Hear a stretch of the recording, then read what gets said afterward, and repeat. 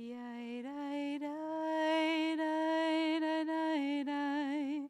Yai dai dai dai dai dai. Yai dai dai dai dai dai dai dai dai dai. Yai dai dai dai dai dai dai. Yai dai dai dai dai dai. Yai dai dai dai dai dai dai dai dai dai. Yai dai dai dai dai dai dai. Yai dai dai dai. Yai dai dai dai dai dai dai. Dai dai. Yai dai dai dai dai dai dai. Yai dai dai dai dai dai. Yai dai dai dai dai dai dai. Yai dai dai. Chag Sameach. Welcome, Casey and Co. This means you really like our high holidays. For all of you who do not know this, KC is the fabulous technician who is at the soundboard for Rosh Hashanah and Yom Kippur. And the fact that you're coming to this is a huge honor. So welcome everyone and Chag Sameach. This is like the last pearl on the string. It's the evening where everything is wrapped up, the high holiday season, summer to a certain degree, and the strange liminal time between the end of a year and the beginning of a year.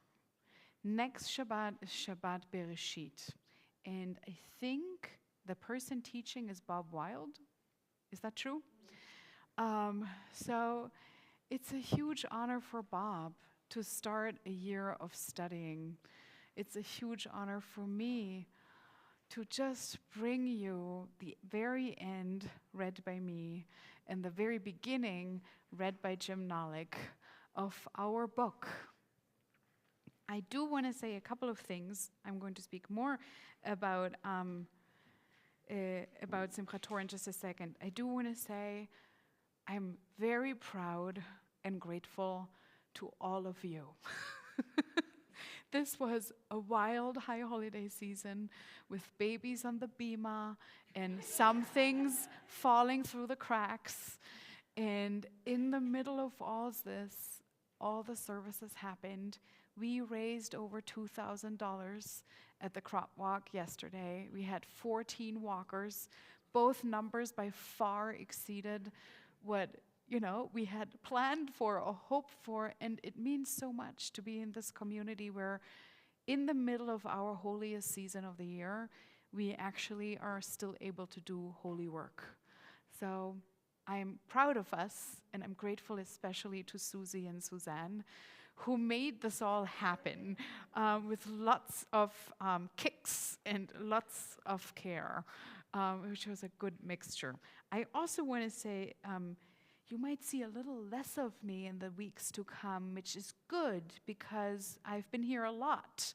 And I will now go on and try to take some of my maternity leave time on the days that I'm at least not working. So, somehow. But just to give you a heads up, I plan to spend some time with my baby now. It's a good intention. It's a good New Year intention.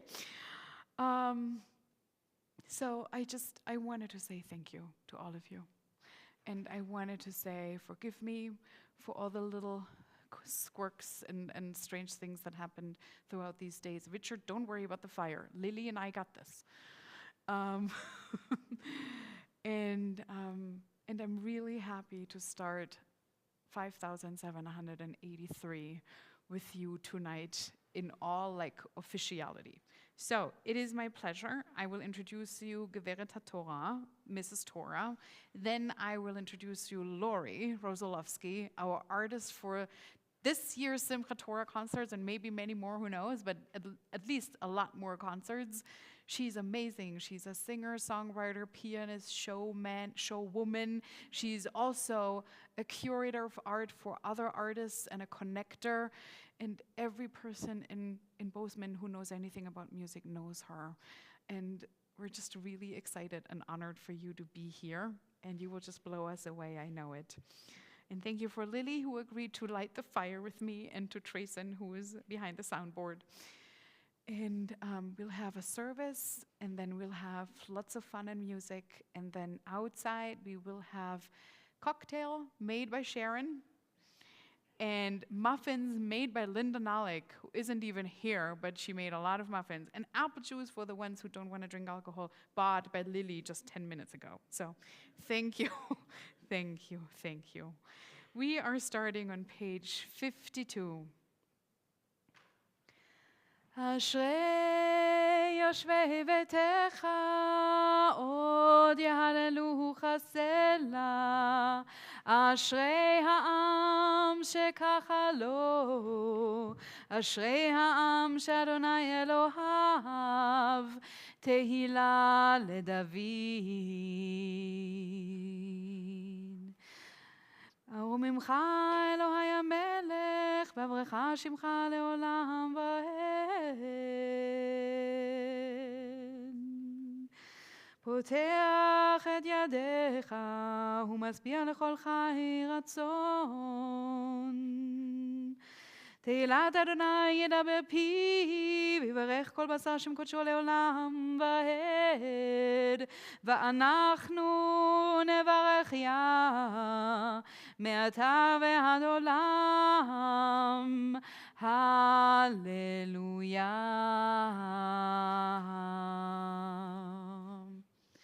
So what is it that we do tonight? What we do tonight is a fun thing, because there's no halacha at all about it. The reason for this is that when people started to read Torah, they did it in a very, very wild way.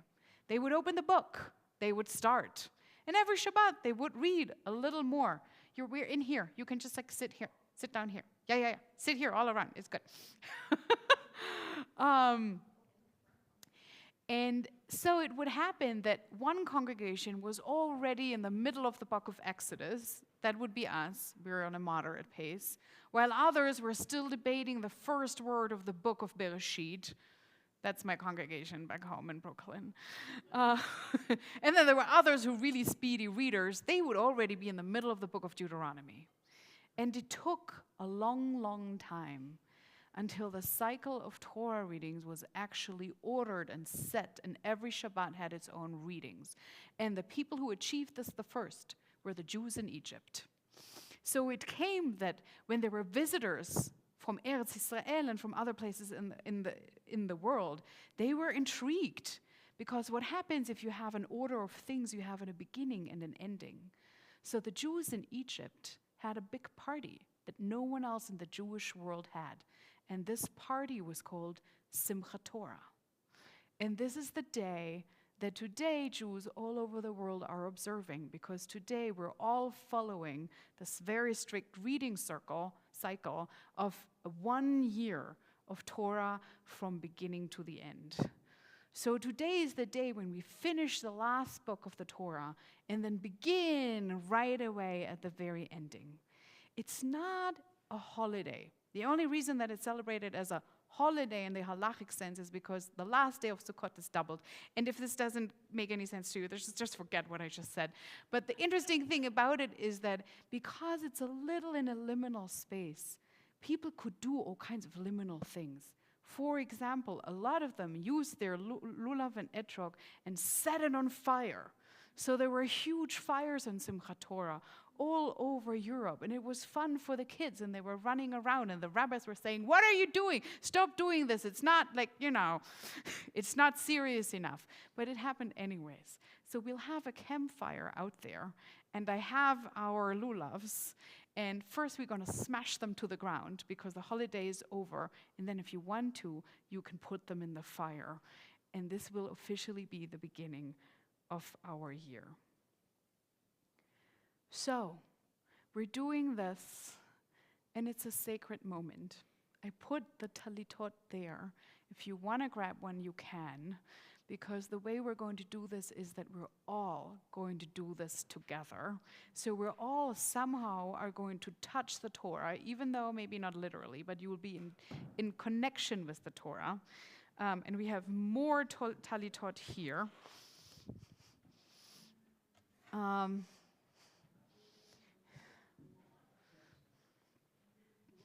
I'm going to, do you want some?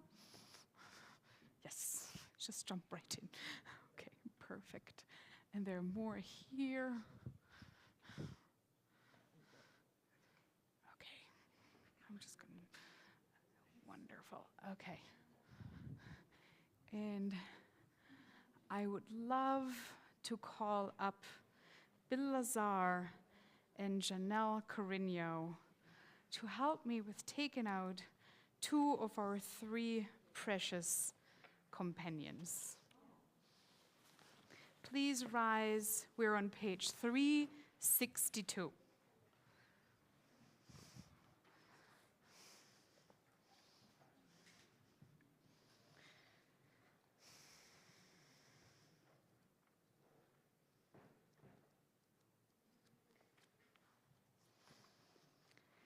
Ein kamocha ba'Elohim Adonai, ve'ein kema'asecha, malchutecha malchut kol olamim, umemshaltecha bechol dor vador, Adonai melech, Adonai malach, Adonai yimloch, leolam va'ed, Adonai hoz le'amo yiten, Adonai yevarech et amo v'shalom. Avarachamim heitiva virtzonecha et Zion tivne chomot Yerushalayim tivne chomot Yerushalayim ki vecha levad batachnu melech el ram venisa adon olamim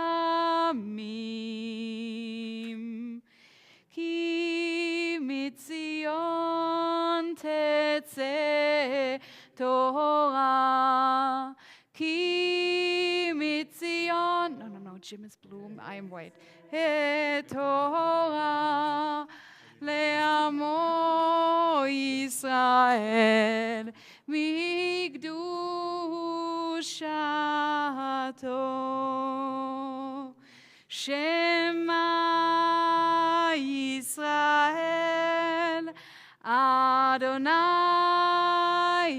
Eloheinu, Adonai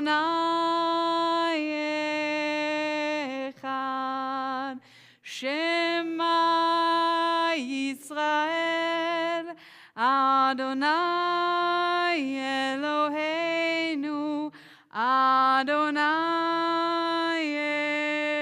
Echad, Echad Eloheinu, Gadol Adonenu, Kadosh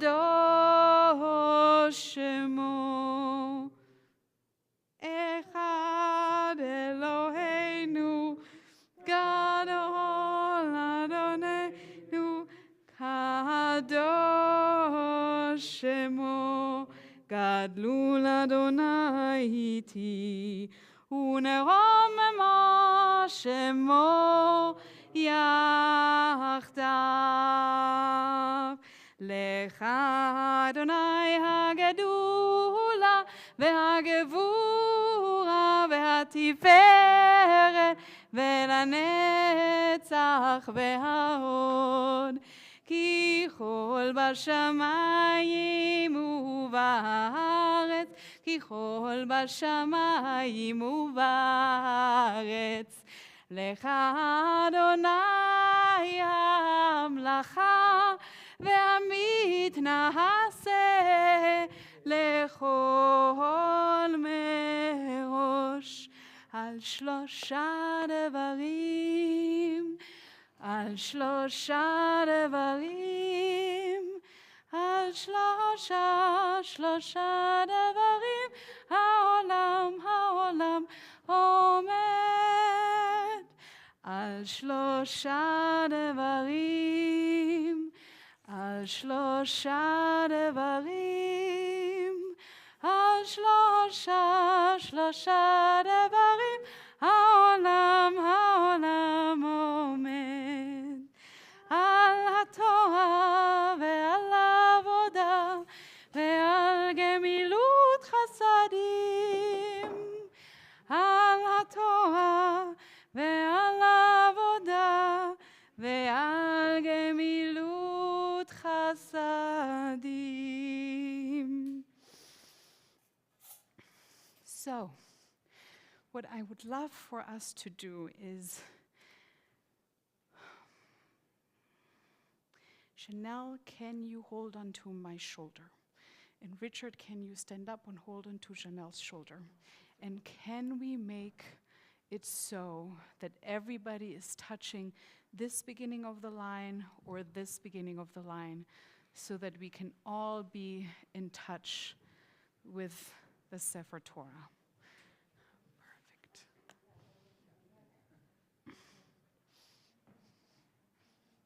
Are you all? Tracy, can you make a big chain link?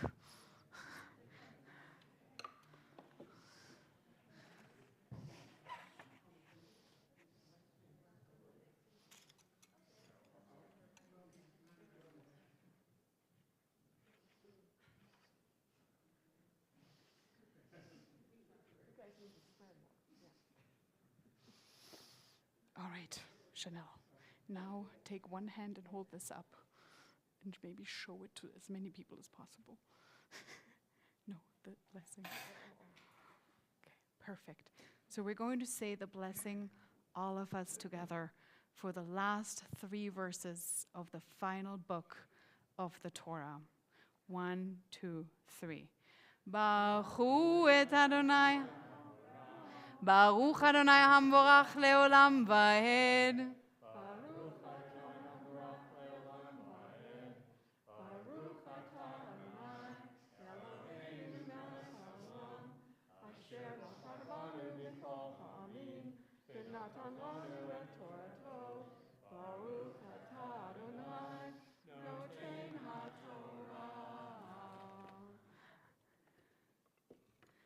Amen. ולא קם נביא עוד בישראל כמשה, אשר ידעו אדוני פנים אל פנים.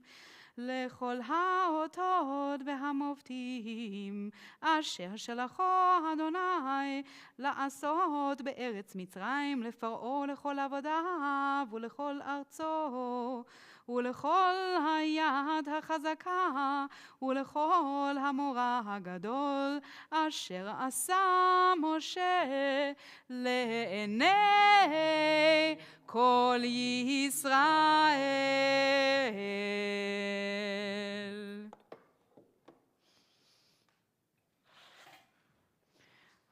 ברוך אתה אדוני אלוהינו מלך העולם, אשר נתן לנו תורה אמת וחיי עולם בחכמותנו.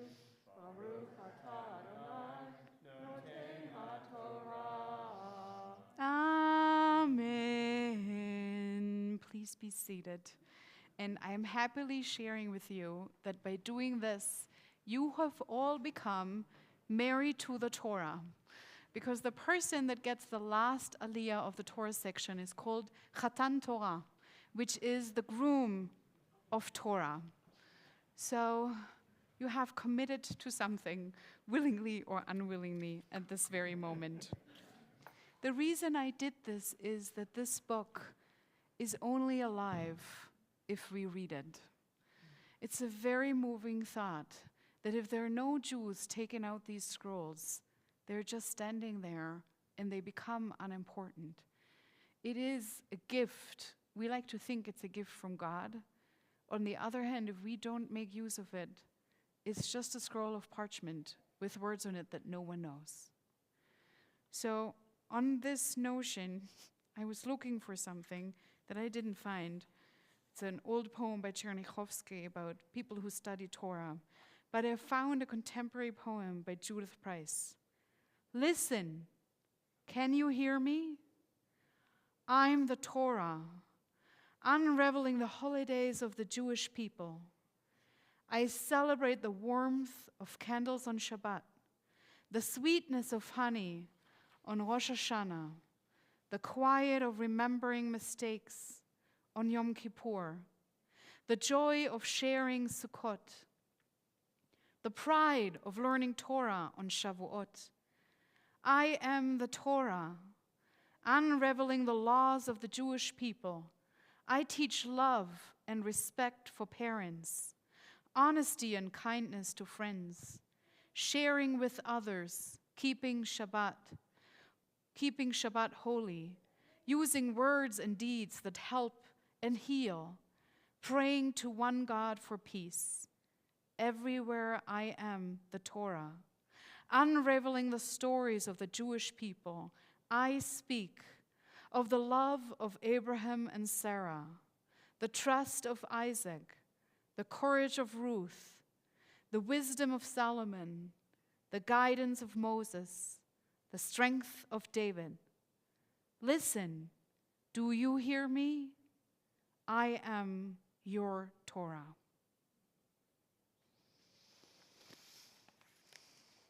And it is my honor to ask Jim Nalik to join me here. As we finish one book, we start the next one. Chanel, would you?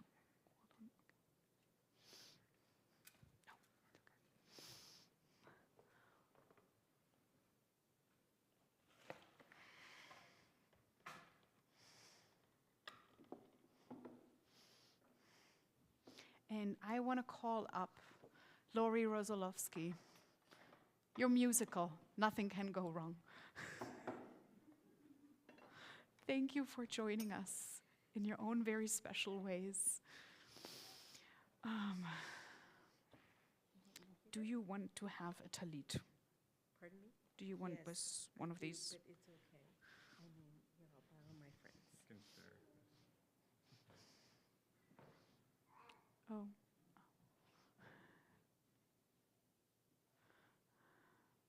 Perfect.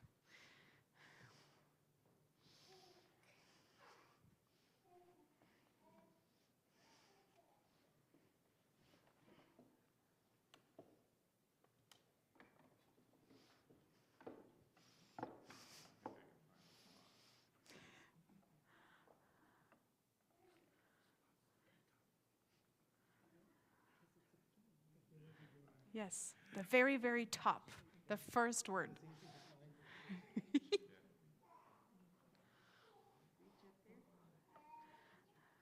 Perfect. And we're all going to say it together with you. Baruch hu et Adonai hamvorach. Adonai hamvorach. Baruch ata Adonai Eloheinu melech haolam asher קידש בנו מכל העמים ונתן לנו את תורתו. ברוך אתה אדוני נותן התורה.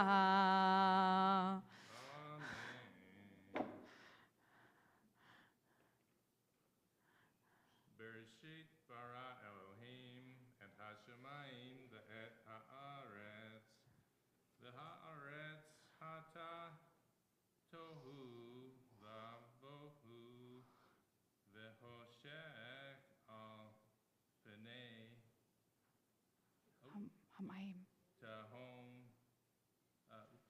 Veruach Elohim, Kara, Merachefet. Al Pnei Hamayim, Vayomer Elohim, Yehi Or, Vayehi Or, Vayar Elohim et Haor Kitov, Vayavdel Elohim ben Haor uvein HaChoshech, Vayikra Elohim laor yom v'lachoshech kara. Let's see. Laila yehi erev vayehi boker Yom Echad. Yisher koach.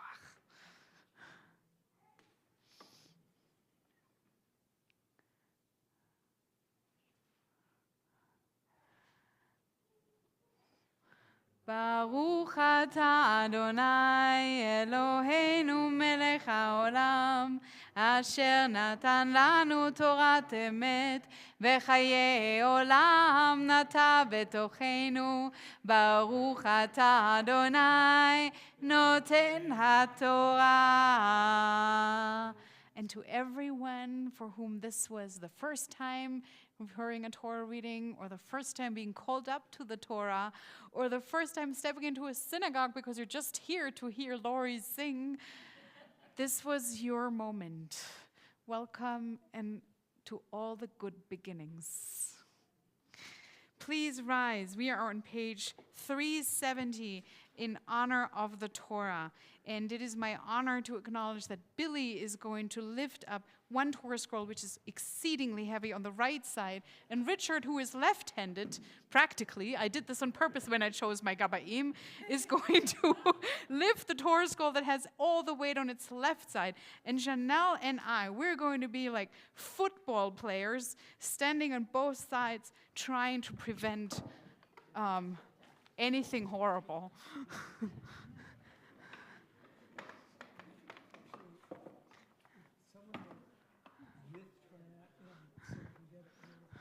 וזאת התורה אשר שם משה לפני בני ישראל על פי אדוני ביד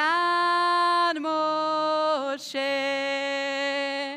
תורה, תורה, תורה, תורה, תורה, תורה, תורה, ציווה לנו משה.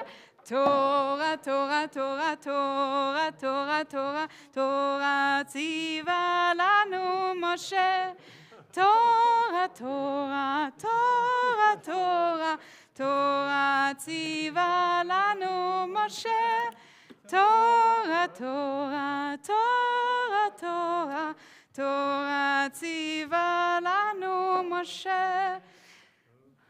על שלושה דברים, על שלושה דברים, על שלושה דברים, העולם עומד. על שלושה דברים, על שלושה דברים, על שלושה דברים, העולם עומד. על התורה ועל העבודה ועל גמילות חסדים. על התורה ועל העבודה ועל גמילות חסדים. Please rise one last time. 367. 367.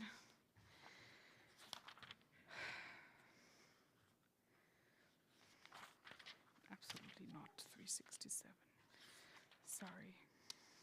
יהללו את שם אדוני, כי נשגב שמו לבדו. הודו על ארץ ושמיים, ויעל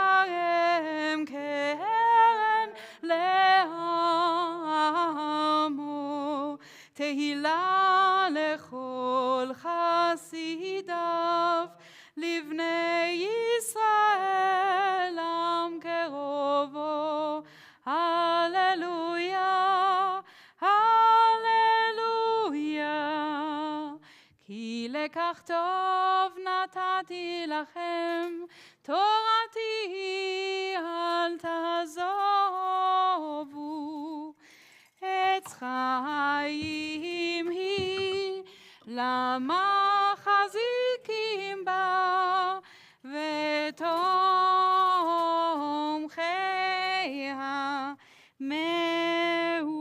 מאושר.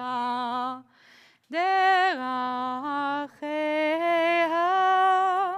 דרכי נועם, וכל נתיבותיה שלום. השיבנו אדוני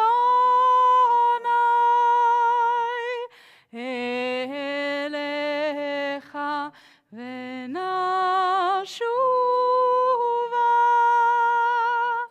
חדש, חדש ימינו, חדש ימינו כקדם.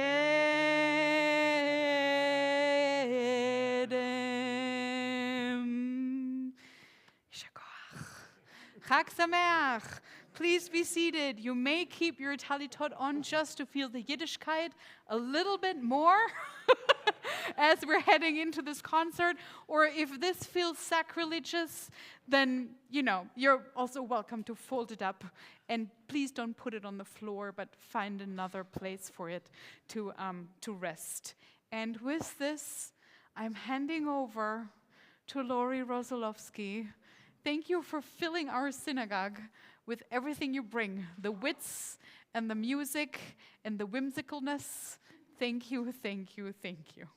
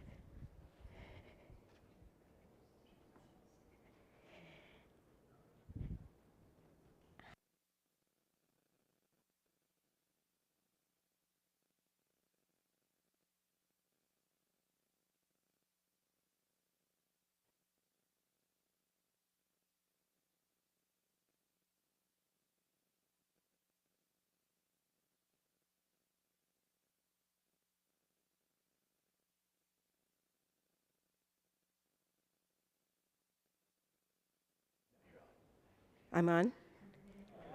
Hello? Good evening, everybody.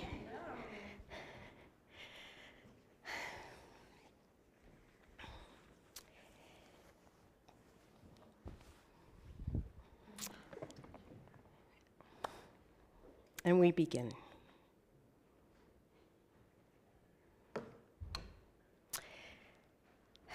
Today's program is about an hour, and it's part of a show that is in development. It doesn't even have a title yet.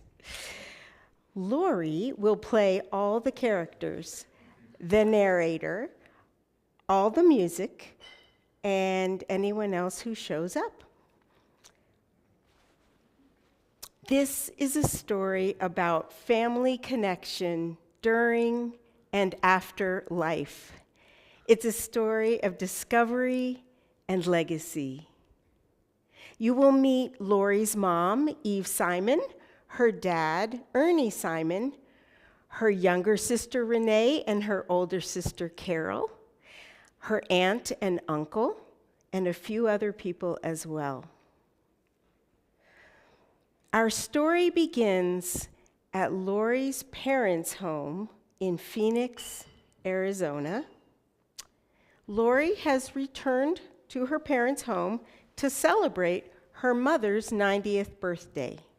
It is December 2021.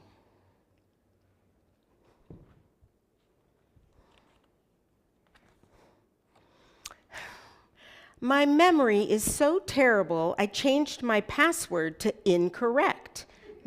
Now, every time I get it wrong, I get a reminder that says, your password is incorrect.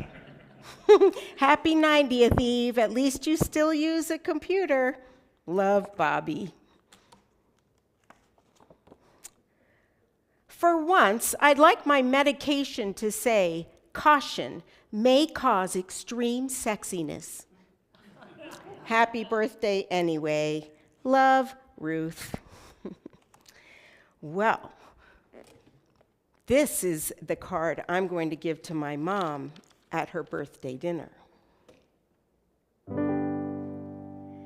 Years ago when I was young, I thought everybody's mom hiked the Appalachian Trail and took their young kids skiing.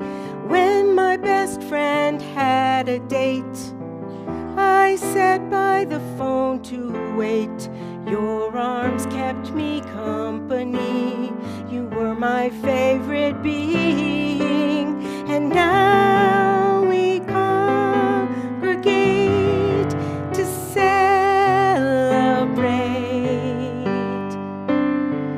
you. How we appreciate the things you taught us to do. We love you.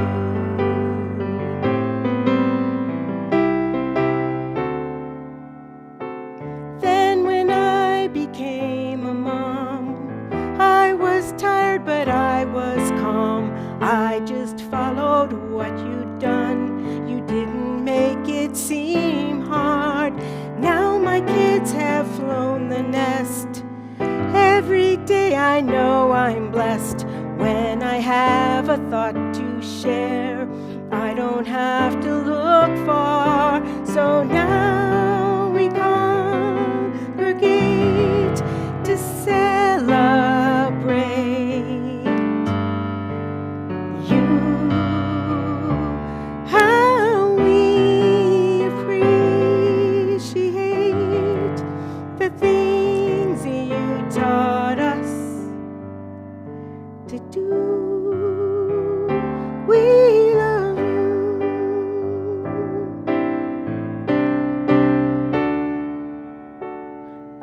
In this world, it's easy to just let the gifts of time just wash away. In this world, we will not forget our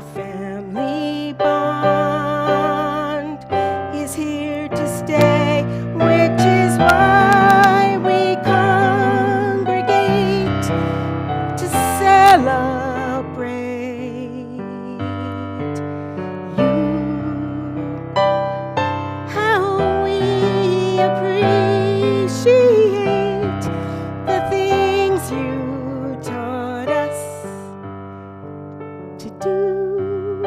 We love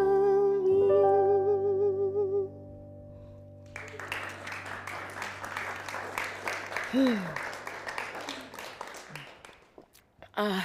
It's good being back in my parents' house one last time before Mom moves to a smaller space. It's hard to believe it's been almost 2 years since we lost Dad. I've never known anyone to plan his memorial down to the last detail like Dad did.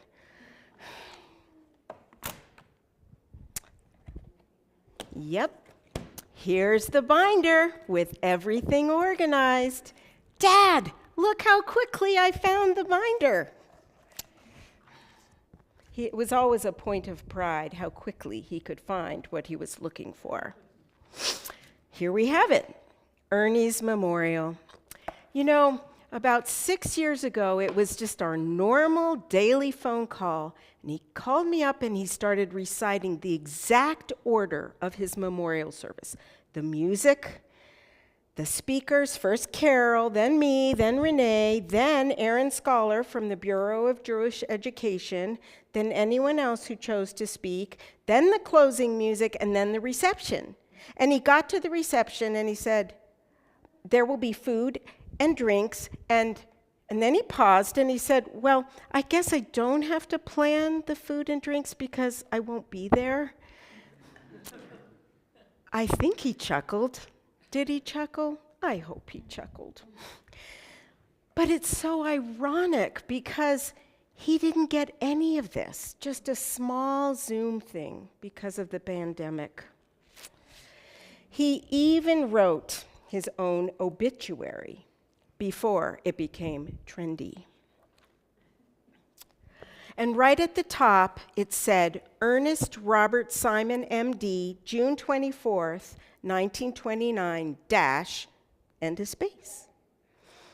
Every day, I miss the dad who was my lifelong moral compass until those long, agonizing years where he often didn't have the energy to even share his struggles, much less counsel me on mine. He'd certainly been there for every depression I'd had, and even every crisis as well. Like one time in our old town in Doylestown where I was helping my friend Glynis on her political campaign, I worked on a lot of campaigns. And everybody knew everybody. And the imposing candidate threw mud at me. And so I threw mud back at him. And then my friend, another friend, blasted me for my response. I called Dad to process the fallout. He listened. And then he said, you know, it's easy to criticize others when you're in the sidelines. And then he told me how Teddy Roosevelt had praised people who persevere for a worthy cause. He said, they err and come up short again and again. Dad reminded me that I never stand on the sidelines. I could always count on Dad to pull out a gem of wisdom and softly send it my way.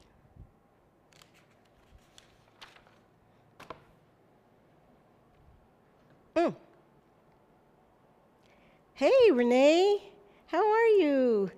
Yes, I'm here all alone. Carol's still at the Renoir exhibit after the 2-hour tour she took us all on. She didn't have enough, so she's still there. Mom's exhausted and is napping, and I'm just going through Dad's stuff. And I know, I'm really proud of you. The keynote speech at the New Orleans Wine and Food Convention. I know. Who'd have thunk it? Anyway, I'm going to put you on speakerphone. I got to keep doing stuff.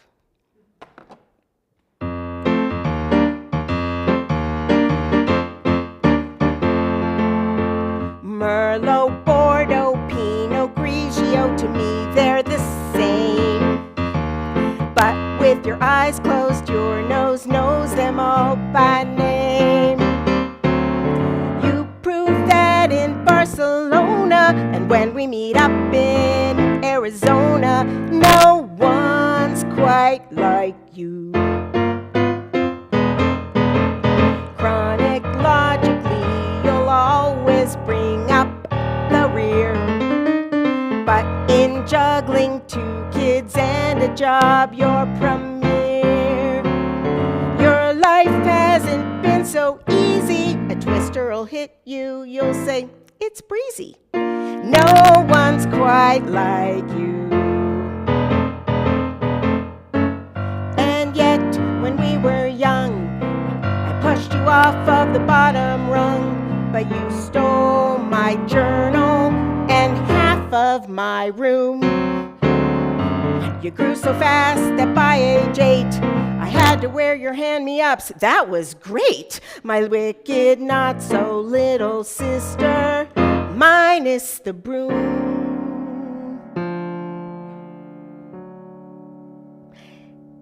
Then you moved out and bought a car at 17. Now you take those fancy trips to New Orleans. You make more money than the rest of us. You even buy us gifts on Festivus. No one's quite like you. I'd like to think that I've matured, so have you, so rest assured I've outgrown my plans to do you in. We share our lows, we share our highs, and man, it's fun to watch you rise. Yes, you're one hell of a capable go-getter. Nothing'll stop you now, woman. No one's quite like you. No one's quite like you, sister. No one's quite like you.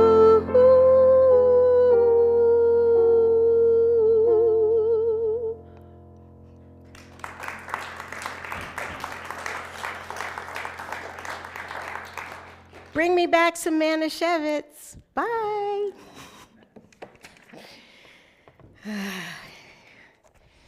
Back to the grind of the binders.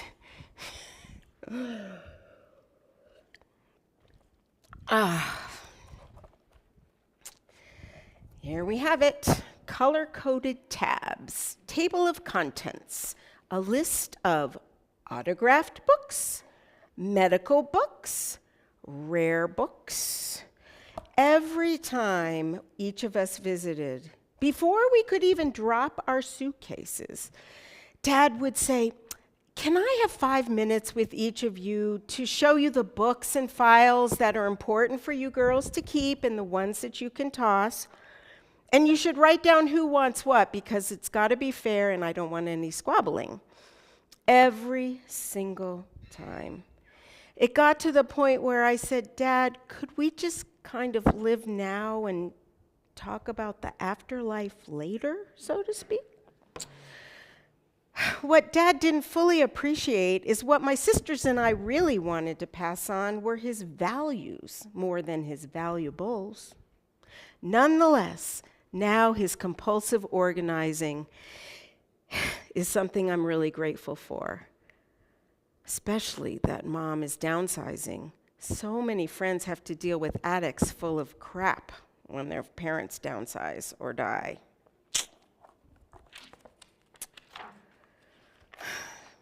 And here it is, the obituary.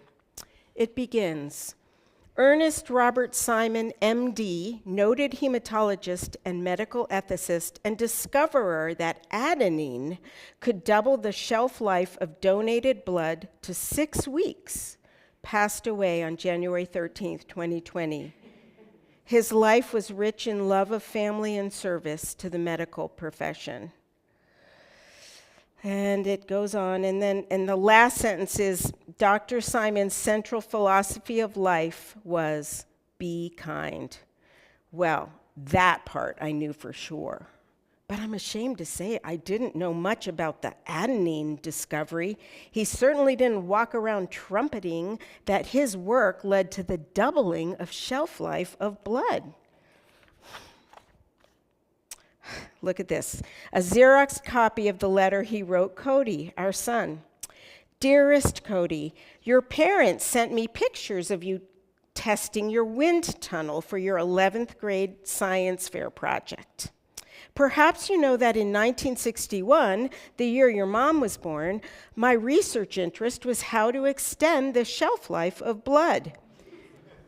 Would you believe that a small detail, a typo involving a misplaced decimal point over how much adenine to use, led me to the biggest discovery of my career, how to double the shelf life of blood? With all the tragedy in the world, Cody, from natural disasters to war, I'm sure you can appreciate the benefits of being able to stockpile blood for a longer period of time. I can't wait to hear the details about your engineering project when you visit us this summer. With so much love, Grandpa Ernie.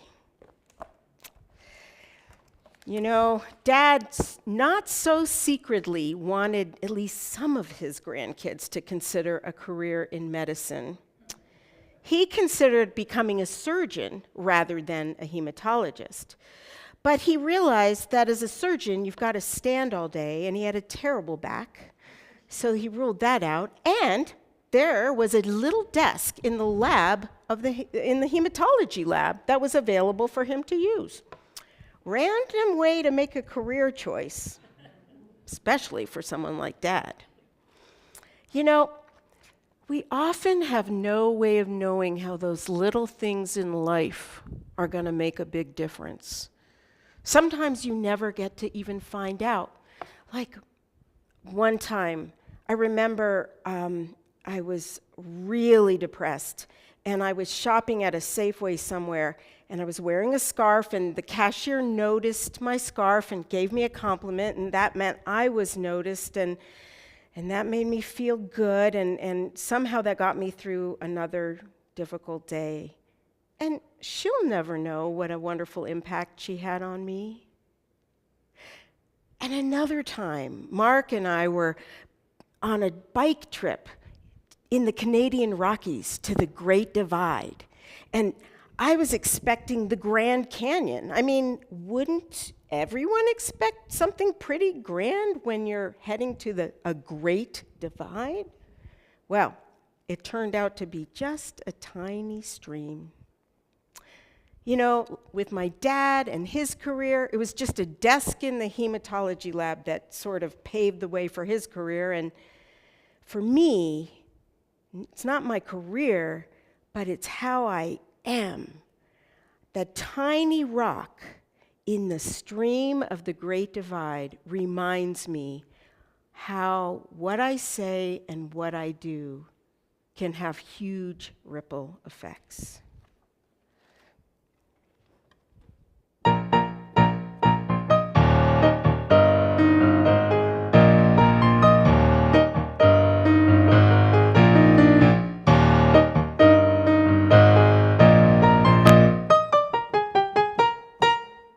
I am walking the stream of the Great Divide, walking the stream only 8 feet wide, walking the stream whose water will glide to places impossible to know.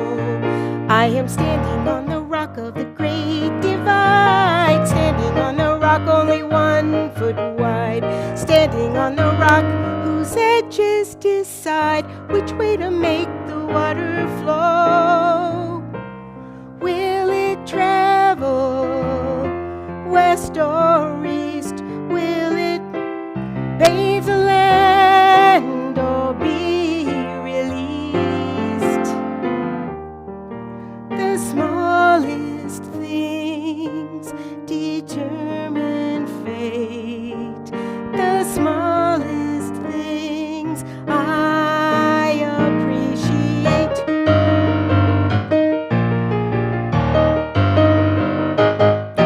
I am facing the fork of the Great Divide, facing the fork with a view so wide, facing the fork with my legs astride, wondering which way to go, which direction.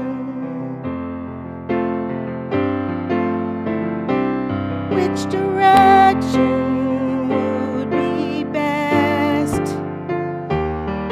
The smallest steps determine fate. The smallest steps I contemplate.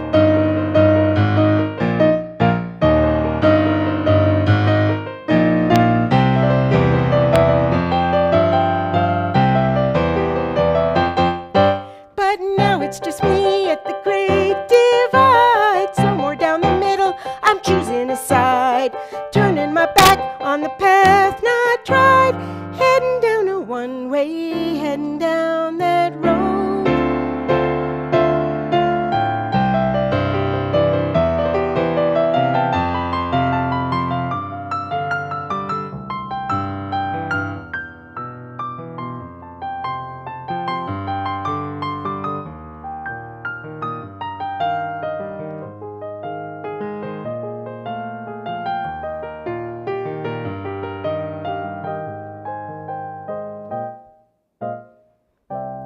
Did that step bring more or less?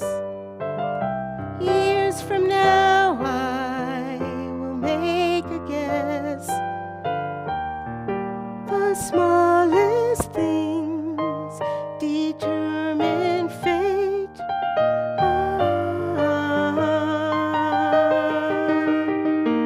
Walking the stream of the great divide. Walking the stream of the great divide. Walking the stream of the great divide.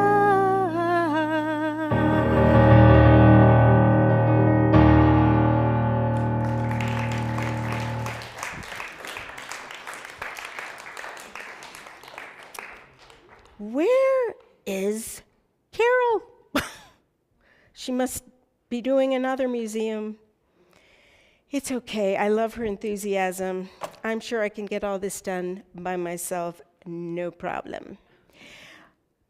You know, she could be at another museum, but knowing her, she might even be entertaining Dad.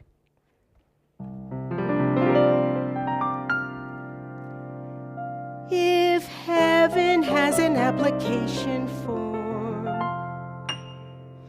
there's someone you would want to run your dorm.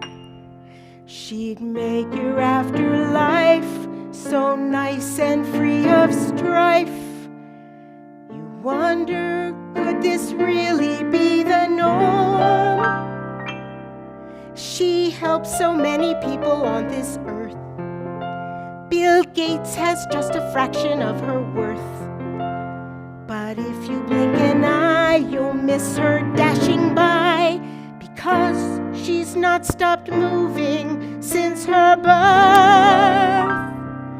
So how does one begin to capture Carol loving? Like Schrodinger's cat, if you fathom that, she'll be your camp counselor in heaven. If you forgot your dental floss, she'll have it.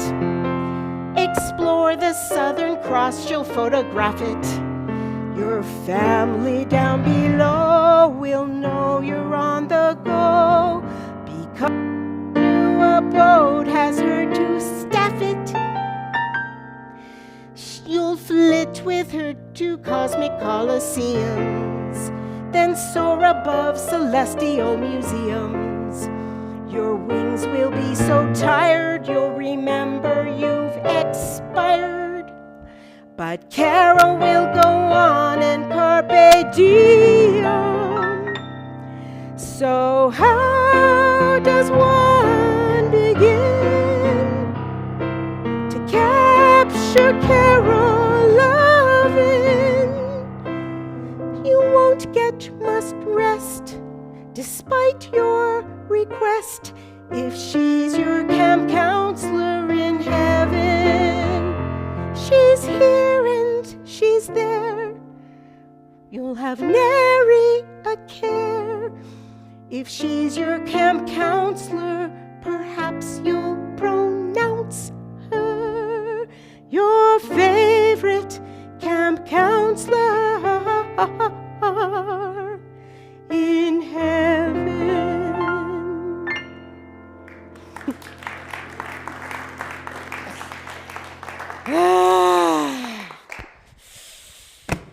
Dad's book, box full of articles and quotations. I know that Carol and Renee and I have files this thick at least at home with copies of most of this stuff. Dad and his Xerox machine were rather close. It kind of drove my mom crazy. Yep, here we've got it. I remember this, an article full of information about groupthink. Quote, "If everyone is thinking alike, then someone isn't thinking." George S. Patton. And here we have it. Articles on the Bay of Pigs, Watergate, the Challenger space shuttle disaster, and the Columbia disaster. That's the one I remember the most. You know, both the Challenger and the Columbia didn't make it home safely because of a faulty heat shield that nobody spoke up about, even though a whole bunch of people noticed something was wrong. That was groupthink. Oh, yep. There they are, the 7 astronauts. She was the first Indian woman in space. He was the first Israeli, Ilan Ramon. Dad told us a story about him. He had a friend who had snuck a tiny Torah into the concentration camps so he could study for his bar mitzvah. And his friend had survived, and Elon's family, he had a bunch of relatives who had survived the Holocaust. So when it was his chance to go on this amazing mission, he asked his friend if he could take this Torah up to symbolize rising to the heights of humanity from the lowest depths. And because neither the Torah nor this astronaut made it home, we know his story. If they'd made it home safely, it wouldn't have been news, just another NASA mission.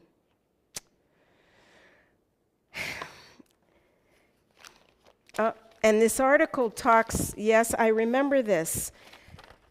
It mentions how critics, after the fact, said, you know, this mission was mostly a PR ploy. The experiments they planned were described as Miracle Whip on Wonder Bread. The idea was they just wanted to impress the public and impress Congress so they could continue funding NASA's missions. Oh, and here's a quote from Dad. I don't know who said it, but Dad wrote on this Post-it note, "Learn from the mistakes of others. You can't live long enough to make them all yourself."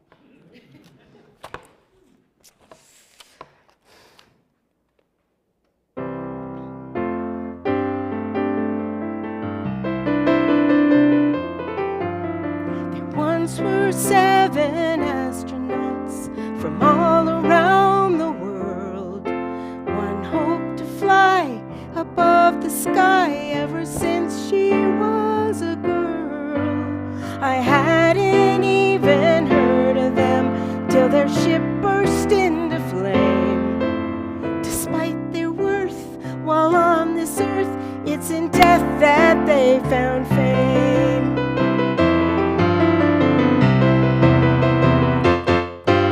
And now the pundits fill the papers with the question, why? We send people into space when we know that some will die. Some say that it's a circus, totally for show. There's knowledge gained and worth it. We should just just let robots go. I don't know. I don't know. I don't know if they're right. All I know is the sky has 7 fewer stars tonight.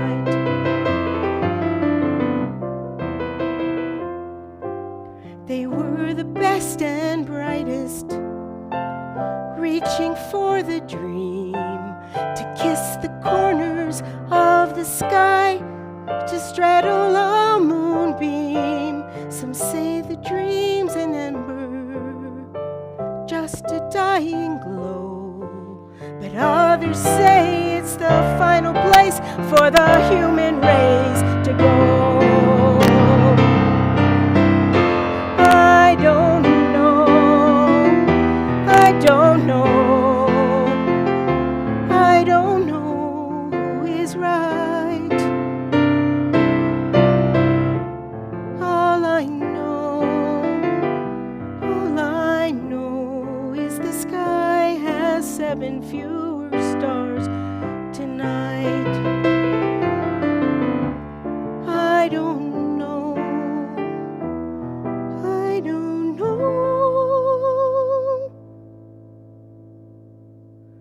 The sky has 7 fewer stars tonight.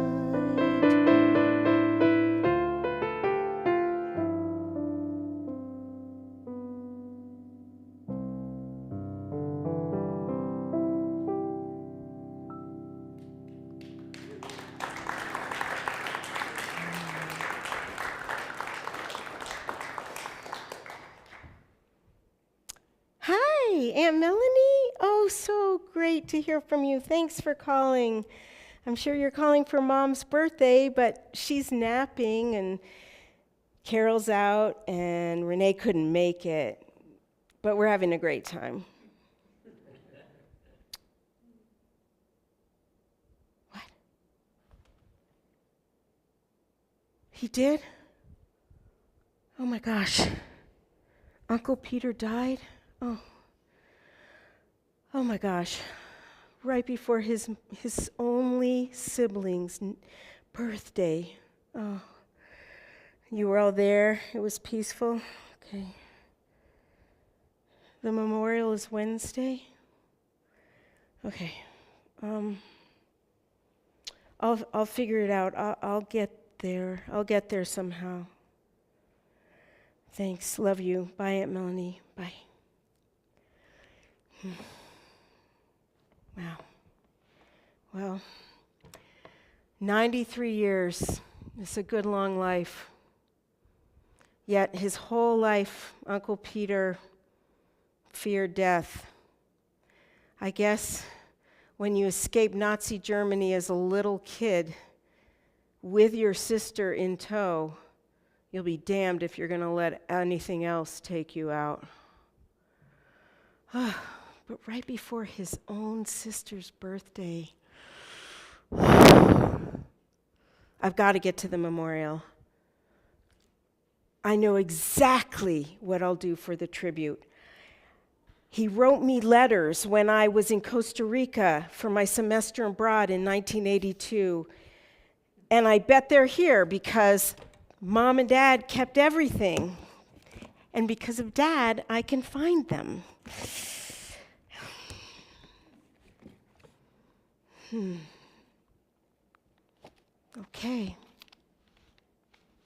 Okay, well, there's a lot of letters for my whole semester, but all right, looks like they're in here.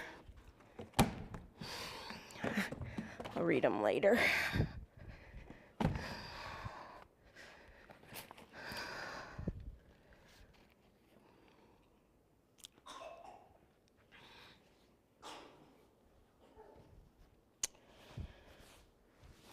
So Lori heads to the airport so she can fly to San Francisco for her Uncle Peter's memorial.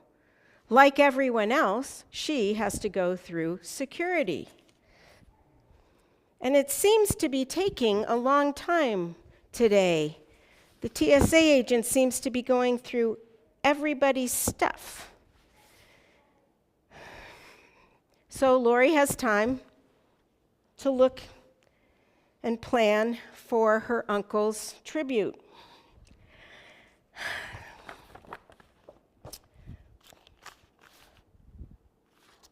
Yeah, okay. Miss Lori Simon, Latin American program, Costa Rica, okay. That's probably it. All right. March 26th, 1982. Dear Lori, your Aunt Melanie and I were delighted to receive your various letters from your semester in Costa Rica. I have not discussed the following with your parents because I do not want to worry them. And the idea may be off the wall, but your Uncle Peter will make it anyway. Melanie and I are concerned about your safety in Costa Rica because of the political violence with the Sandinistas in neighboring Nicaragua. To be honest, at the time, I really had no idea about this. If you want to leave on short notice, we will gladly pay for your flight back to the U.S. You probably think that your old aunt and uncle are a bunch of alarmists, and we may be. However, we don't like the idea that there may be guerrilla warfare close to where you are. I hope these comments haven't spoiled your semester abroad, Lori, given that your mom and I lost many relatives in Nazi Germany because they waited a little too long. I am probably more cautious than most people. Feel free to discuss this with your parents. Aunt Melanie joins me in sending you all our love. As always, Uncle Peter. Oh, well, looks like it's my turn for security.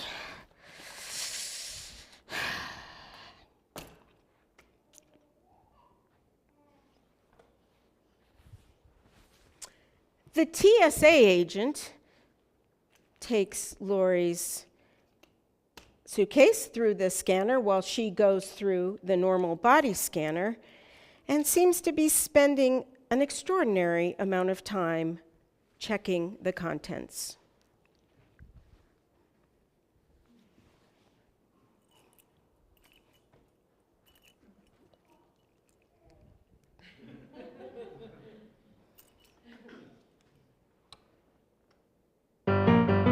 Perhaps you think my life's a bore.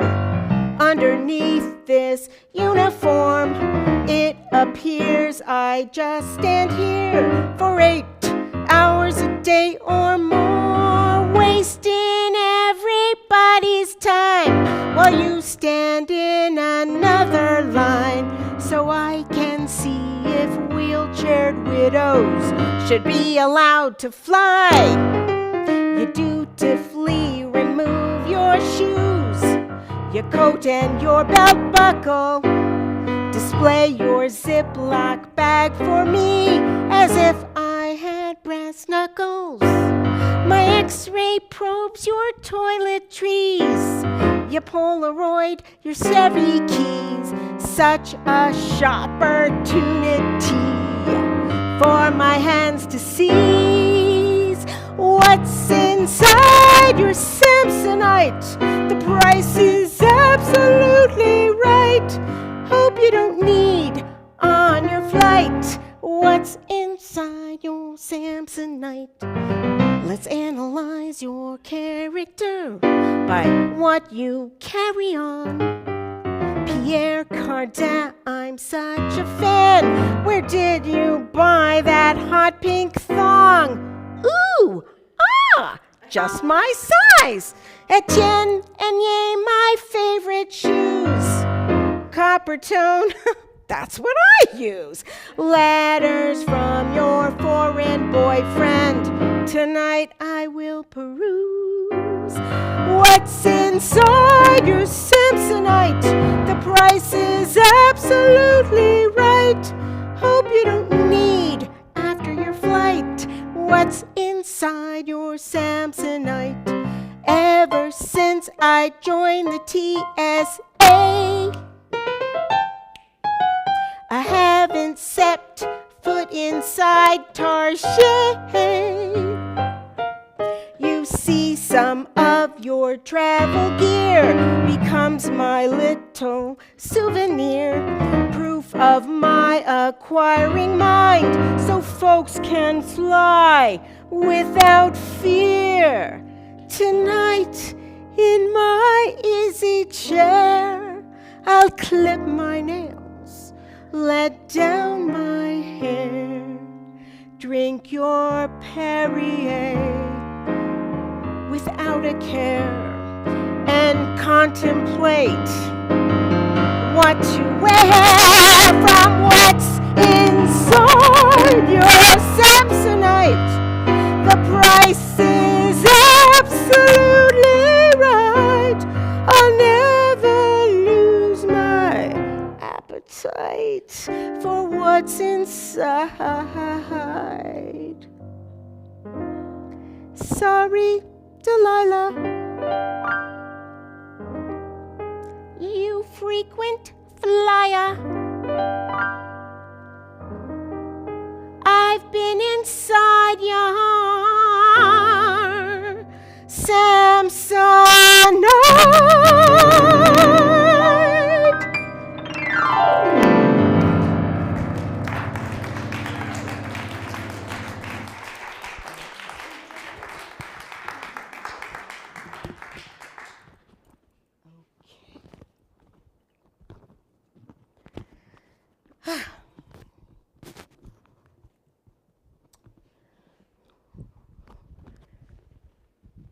Hello? Good God, she made a mess of my suitcase. This always happens to me. Well, looks like, all right, let's see, what do we have here? I knew there was another letter that he wrote me. Yeah, this is it. Great. Am I good? Good. May 5th, 1982. Dear Lori, per your suggestion, I spoke with your mother last weekend about my proposal that you leave your semester abroad early. Your mom is convinced that Costa Rica is safe enough for you to stay the final month. Nevertheless, I have made the following arrangements. You may call me anytime, collect, and I will arrange to telegraph funds for an airline ticket. Attached is the name and phone number of my banker. She may ask you for a code word to identify yourself. That word is Shvingen. Someday I'll tell you about the history of that word, but I want to get the letter in the mail as soon as possible. I hope all this doesn't alarm you, dear Lori. To say the least, we look forward to your prompt and safe return. Aunt Melanie and I send you much love. Uncle Peter. Okay.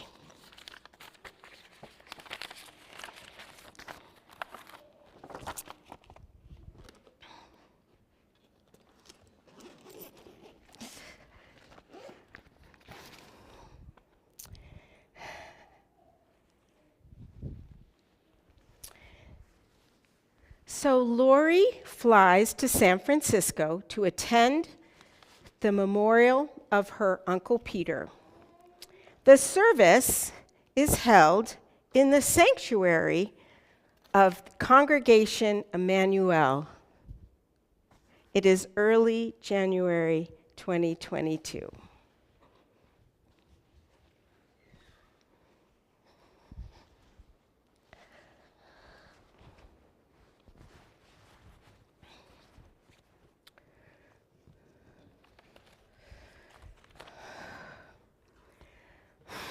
Hello, everyone.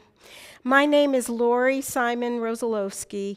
I'm one of Peter Mayr's nieces, the middle daughter of his only sibling, Eve Mayr Simon. My mom couldn't attend today because of COVID worries, so I'm here to represent her and my two sisters. The two most important men in my mother's life were Peter Mayr, her brother, and my dad, Ernie Simon. Most of you knew him, too. Due to the pandemic, Dad never got the memorial service that he had had plenty of time to plan. So I have a favor to ask. Before I honor my uncle, I would like to pay tribute to my dad. It's not what he planned, but life and death is what happens when we're making other plans.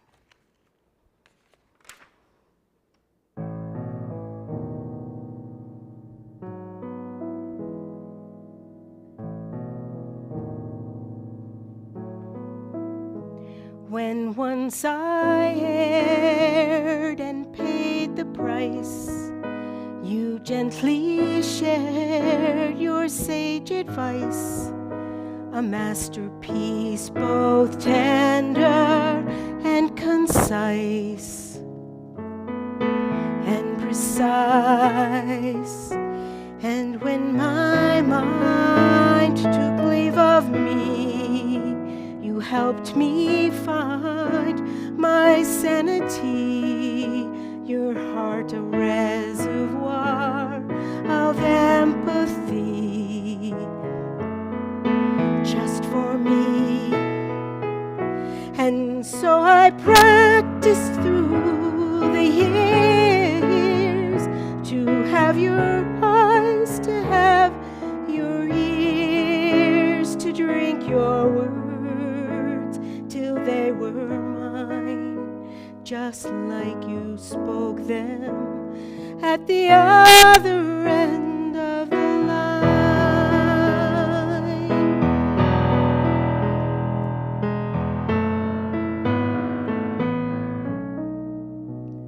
Our daily calls, our history, turned into falls and mystery. But tucked inside, I held your legacy, not just for me, no, not just for me. And when you no longer could speak of Lincoln and the days of the week, you squeezed our hands, you gave a sign, this was your ending, but not the end of the line. You squeezed our hands, you gave a sign, this was your ending, but it was not the end of the line.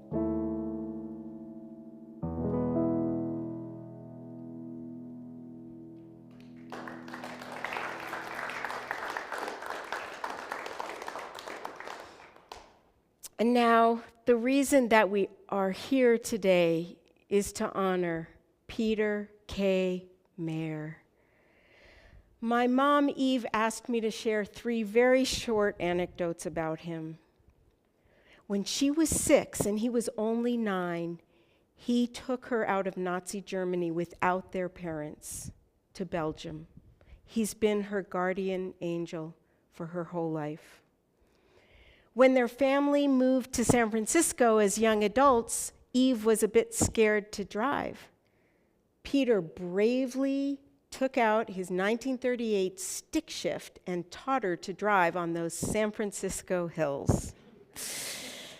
Peter sponsored so many family reunions and was so caring to me and my sisters that we coined the phrase, everyone should have an Uncle Peter. He went to great lengths to rescue me from Costa Rica in 1982 when he thought that I might be in danger. Eve was so blessed to have this wonderful brother, and we were so blessed to have him as our uncle. So here is my tribute to him.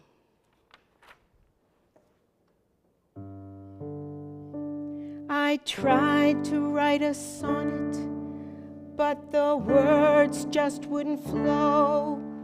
I I stewed and chewed upon it, but found nothing apropos. So with much deep reflection, I hope this does suffice. I've listed all I do for you. I tried to be concise.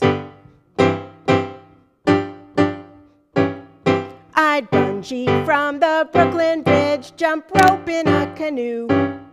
I'd raise and homeschool 13 kids, join a right-wing coup. I'd translate Tolstoy into Greek. What the heck? Check off too, and I'd part with my last credit card before I'd part with you.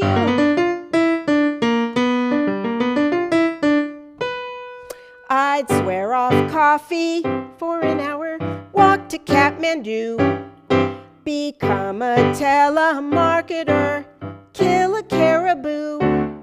I'd do a few decathlons, try to tame bamboo, and I'd part with my last margarita before I'd part with you. I don't need to cry, Uncle. With your white hat and horse, you ride to me, lifting me up.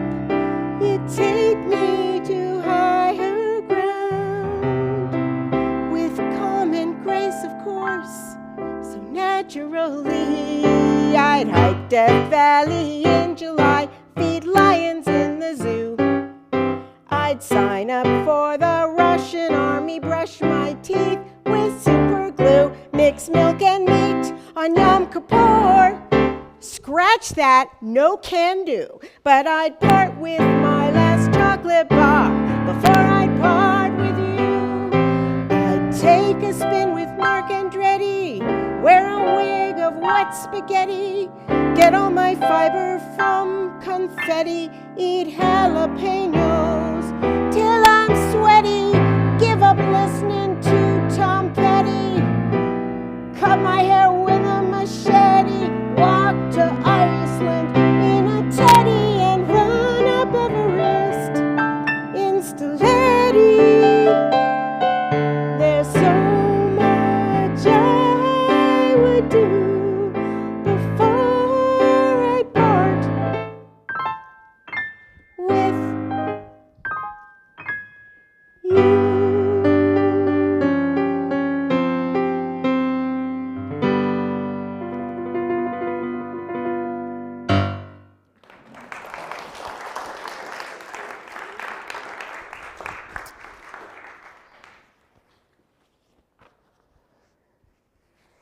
So for the final scene of tonight's mini micro version of what's going to be a huge production one day, we find the TSA agent relaxing after a busy day at work in her condo.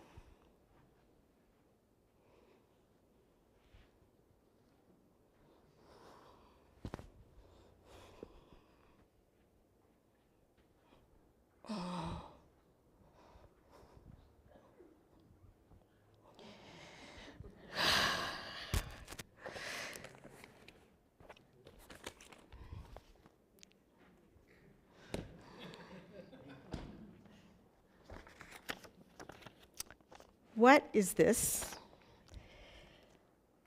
Miss Lori Simon, care of Eve and Ernie Simon, Phoenix, Arizona.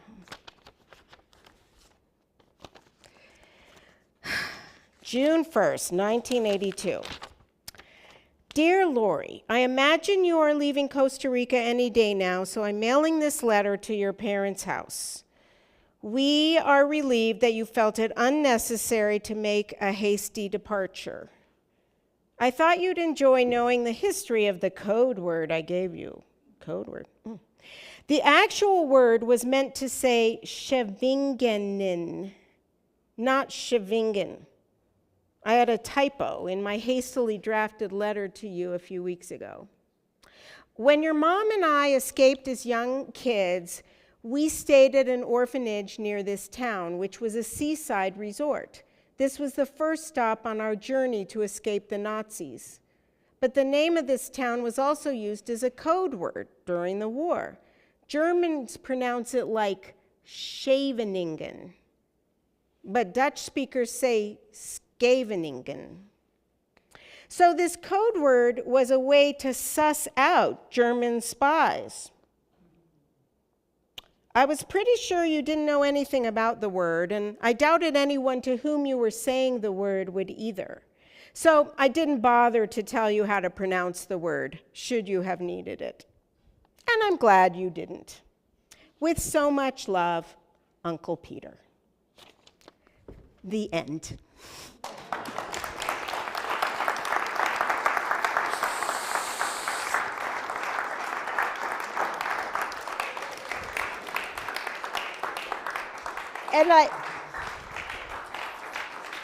And I would like to thank my brand new friend, Catherine L. Wright, who is here tonight, lives in Bozeman. She's an urban sketcher, and she did all these sketches. She pulled an all-nighter. And I would like to thank Rabbi Sonia for inviting me, and Tracyn Fiore for doing such a wonderful job on sound. And most of all, thank you all for coming, and thank you on Zoom. I hope we can do it together in person one day. Thank you.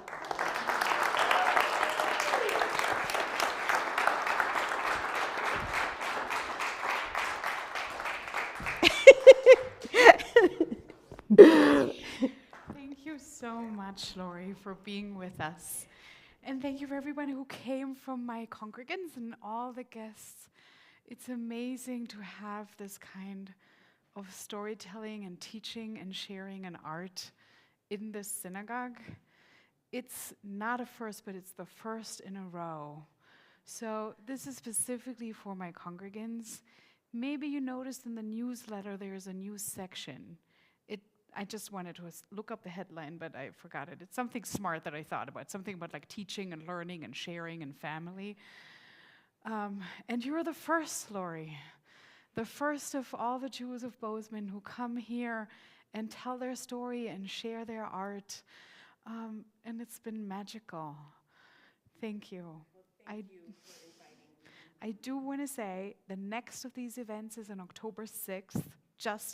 November 6th, just when you thought you got rid of me, we are going to have an art exhibition just behind the walls of Esther Lurie's art, who is the aunt of our own Dan Lurie and the great aunt of Stephanie Lurie.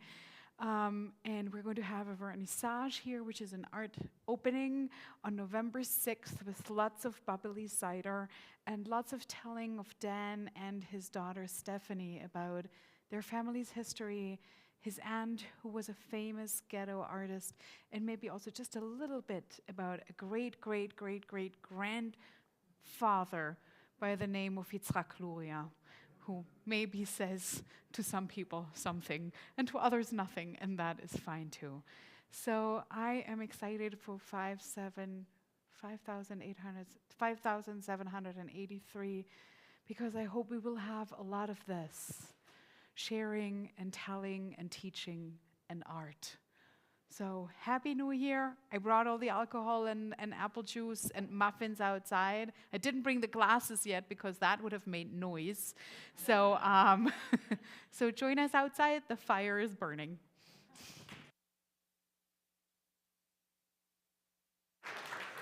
And one last slightly humorous note. Outside, you can find 3 etrogs in their boxes. This is Fertility Magic. If you know someone who might want one, take it with you.